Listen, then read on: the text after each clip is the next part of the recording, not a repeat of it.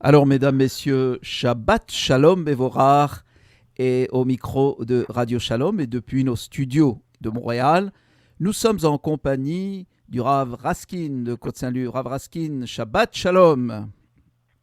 Shabbat Shalom. Rav Raskin, vous avez évoqué, et étant donné que nous sommes à la veille de Shabbat Vayakhel Pekoudé et de Shabbat HaChodesh, vous avez évoqué quelque chose de particulier, que non seulement c'est un Shabbat spécial, mais qu'également ça signifie qu'en ce mois-ci, en mois de Nissan, il y a eu une création spirituelle du monde.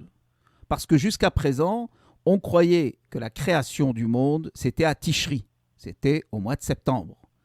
Là, vous arrivez et vous nous dites non, il y a eu deux créations du monde. Une création spirituelle et une création par la parole. Alors, expliquez-nous de quoi il retourne. Oui, effectivement, ça revient à une Gemara dans Masechet Rosh Hashanah, où la Gemara nous parle de deux opinions. Quand est-ce que le monde a été créé?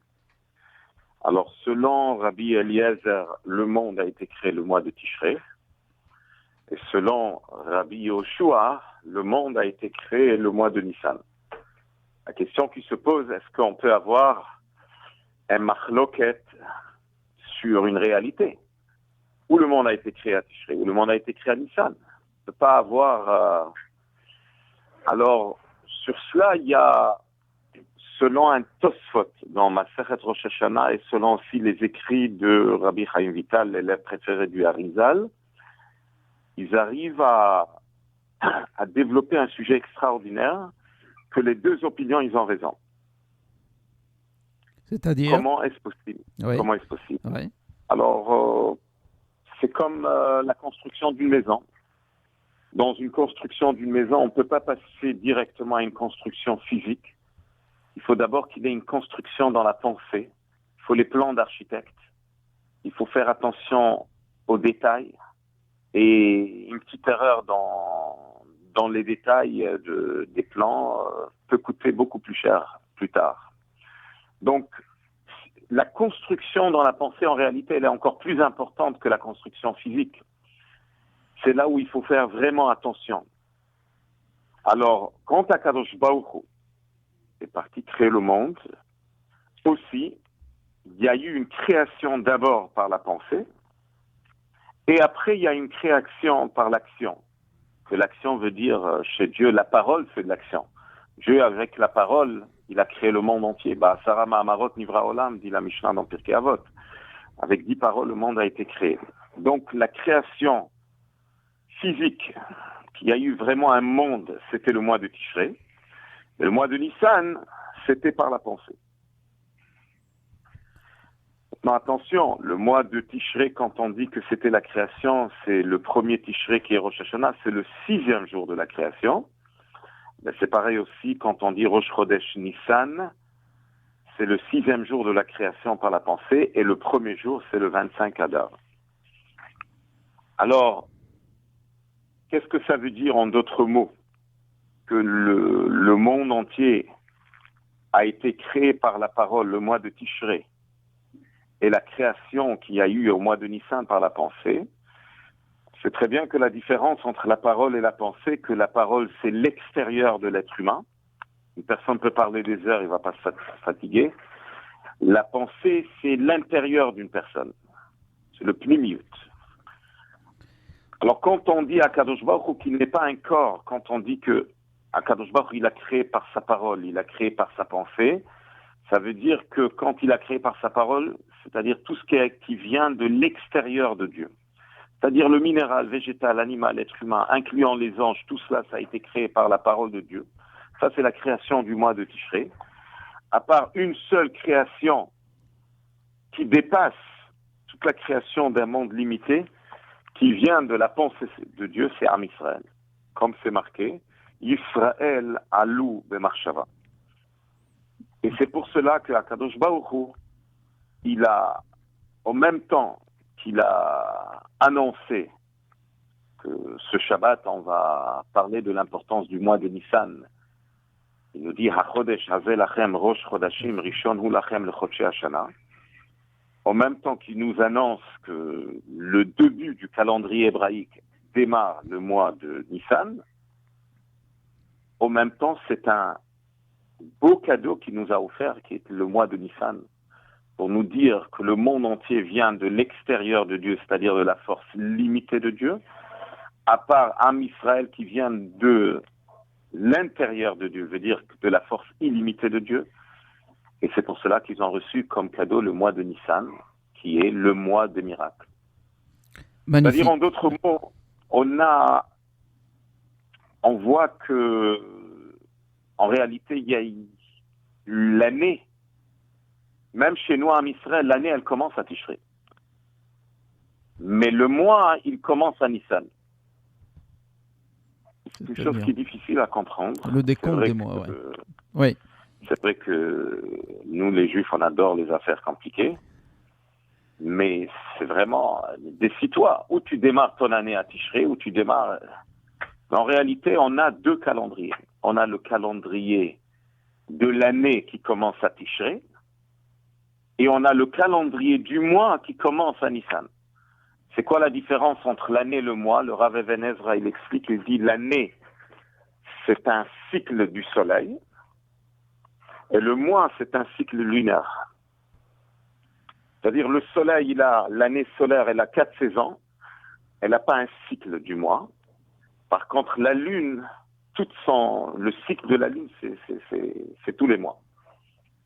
Donc quand on parle du soleil qui représente cette force de Dieu, qu'il n'y a pas de changement, c'est toujours la même chose. Le soleil se lève le matin, se couche le soir.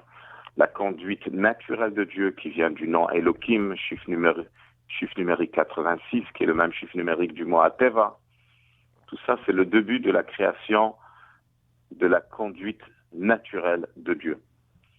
Très bien. Quand on arrive au mois de Nissan, c'est le début de la conduite miraculeuse. Ça veut dire que le mois de Nissan s'est connecté avec la lune. La lune, le cycle de la lune, c'est le mois. Qu'est-ce que ça représente? Le mois, ça vient du mot Chodesh, qui vient du mot Chidouche, du nouveau. Et on va constamment dans la lune, on voit que la lune, elle augmente de lumière jusqu'au 15, après elle diminue de sa lumière. Et même quand on arrive au dernier jour du mois, tout d'un coup, il y a un renouvellement. Donc ça représente les hauts et les bas qu'il y a en Israël, jusqu'à qu'on arrive à la naissance de nouveau de Am Israël. Magnifique. Qui représente que chez le peuple juif, même quand il y a des descentes, même quand il y a des moments durs, il y a le miracle. Et d'ailleurs, et d'ailleurs, le mois de Nissan, qui est le mois de la Géoula, et à cet effet, à cette même époque, le Rebbe était sorti avec une campagne absolument fabuleuse, celle de reconnaître l'anniversaire hébraïque. Alors, est-ce à dire que dorénavant, on devrait oublier l'anniversaire laïque et se concentrer uniquement sur l'anniversaire hébraïque, parce que jusqu'à présent, et la majorité d'entre nous, avons célébré l'anniversaire laïque. Alors subitement, et ça remonte à 20 ans, 25 ans peut-être, le Rebbe est sorti avec 25 ans, il est sorti avec cette campagne en disant non, dorénavant, vous devrez insister sur l'anniversaire hébraïque. Alors expliquez-nous le sens et la portée de ce message. La profondeur de cette campagne, c'est connecté avec une Gemara, Talmud Yerushalmi. Là-bas, c'est marqué que Yom Hulato Shel Adam, Mazalo Gover. Le jour de la naissance d'une personne, son mazal est très fort. Aussi, le Ben Ishra, il parle de cela aussi, que le jour de l'anniversaire est un jour important. Donc, qu'est-ce que ça veut dire? L'histoire de Talmud Yerushalmi, c'était que quand les Amalek, ils ont fait la guerre, qu'on lit à Purim, il savait qu'il ne pourra pas gagner la guerre contre le peuple juif.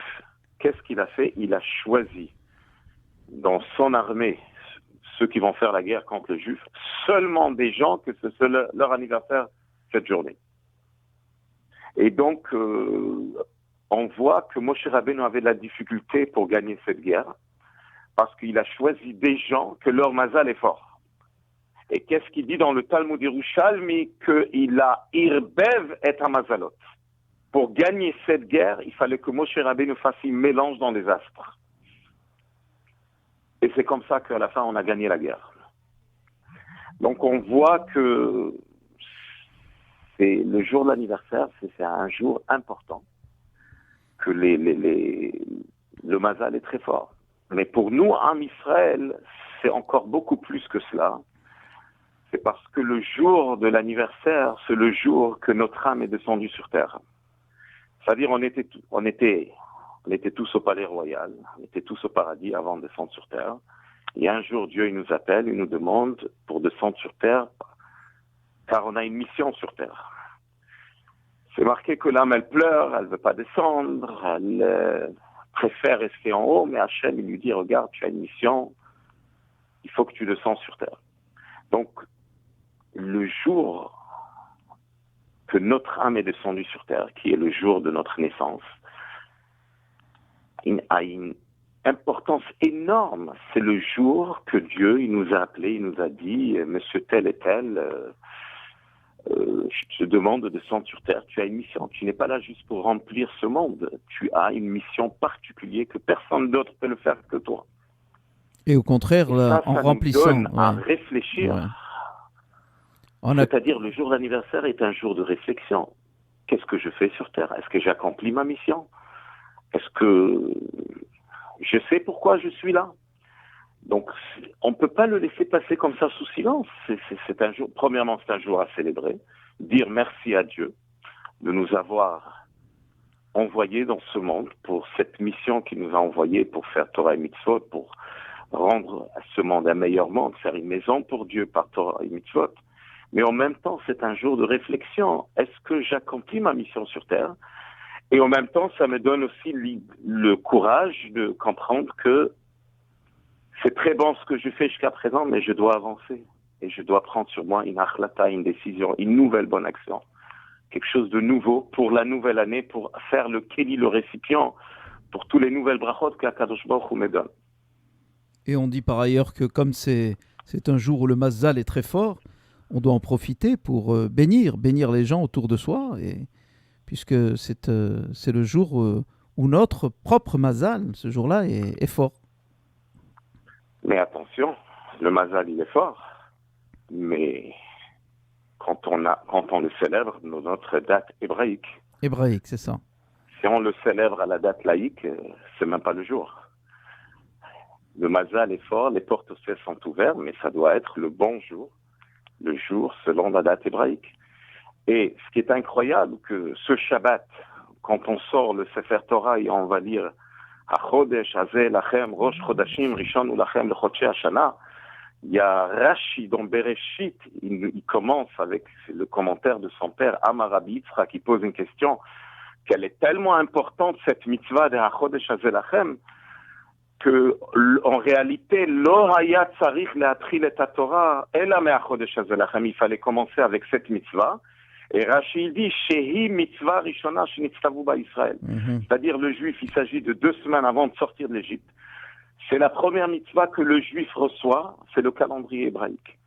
Donc c'est pas, on parle pas ici d'un petit détail, on parle ici que Dieu, il a offert un cadeau exceptionnel à Am Israël, c'est notre calendrier hébraïque, avec tous les secrets et les profondeurs qu'il y a dans ce calendrier, et qui démarre le mois de Nissan. C'est avec ça qu'on démarre. Alors, au moins, il faut faire attention à c'est Dieu, tous les 613 mitzvot, il a choisi l'importance du calendrier hébraïque comme première mitzvah. Ça veut dire que ce calendrier hébraïque, il a quelque chose de très particulier qui n'existe nulle part. Parce qu'en réalité, ce calendrier hébraïque nous enseigne le point particulier que nous, on n'est pas basé sur la nature, mais on est basé sur le miracle. Et c'est pour cela que notre calendrier ne commence pas le mois de Tishré, qui est le début de la conduite naturelle, mais le début du mois de Nissan, qui est le début de la conduite miraculeuse. Donc vous conseillez aux gens de célébrer à la fois l'anniversaire laïque et hébraïque, puisque la plupart des gens ont l'habitude de célébrer l'anniversaire laïque? Regardez, puisque on est Am Israël. Ça aurait été une bonne chose de laisser la date laïque du côté et de célébrer la date hébraïque. Et croyez-moi, dans ce monde que nous vivons, on a besoin tellement des brachot. Chaque jour, on prie à Dieu et on demande qu'Akadosh Baruch Hu donne la santé, la réussite. On a besoin tellement des brachot. Voilà, on a un jour. Chacun et chacune de nous, on a un jour qui est vraiment un trésor. C'est un jour que les portes au ciel sont ouvertes, que le mazal est fort. Comment on peut rater cette journée? Il faut faire vraiment attention de ne pas rater cette journée, de faire le Teilim et prier à Dieu et vraiment prendre sur soi-même une nouvelle résolution, une nouvelle mitzvah. Et ça fait le keli, le récipient pour tous les brachot qu'Hachem va donner pour la nouvelle année de cette personne. Rav Raskin, donc c'est vraiment important et très important de donner l'importance à la journée que notre âme est descendue sur terre. Rav Raskin, je vous remercie. Je vous souhaite un Shabbat Shalom Bevorar. Merci, à très bientôt. Au micro, également. Charles Gassi. Shabbat Shalom.